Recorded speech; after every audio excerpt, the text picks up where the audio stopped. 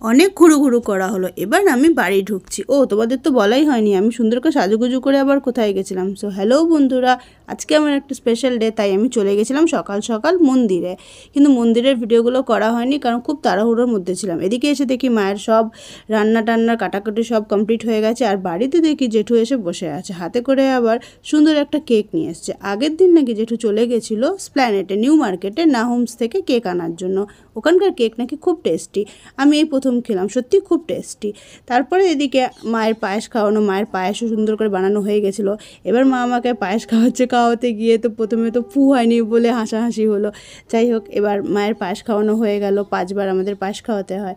পায়েস খাওয়ানোর পরে মা তো সেই প্রণাম করতে দেবে না, একবার করেছি আগে বলে আর করতে দেবে না। টানাটানি করে প্রণাম করলাম। তারপরে এই আমাদের একটু আদর নোয়া দেওয়া একটু হলো। মায়ের একটু মনটাও খারাপ হয়ে গেছিলো, কেন বুঝতে পারলাম না, মনে হলো একটু চোখটা ছলছল করছে। যাই হোক, এবার আমি ভাবছি জেঠুকে প্রণাম করব, কিন্তু সে তো দেবেই না, দৌড়াদৌড়ি করে যাই হোক প্রণাম করলাম, একটু রাগ করলো। যাই হোক, এবার আমি পায়েসটা খেয়ে নিচ্ছি। পায়েসটা সত্যি দারুণ হয়েছিল, আর আমার মায়ের হাতের পায়েস তো দারুণ, মা দারুণ পায়েস বানায়।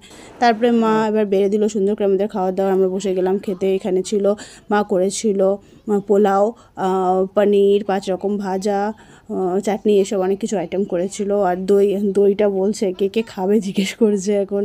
তো আমি তো বললাম আমি এখন খাবো না, পরে দই খাবো। তো যাই হোক, এরপরে কি হয়েছে সেই ভিডিওটা দেখার জন্য চ্যানেলটাকে সাবস্ক্রাইব করতে হবে। চলো টাটা।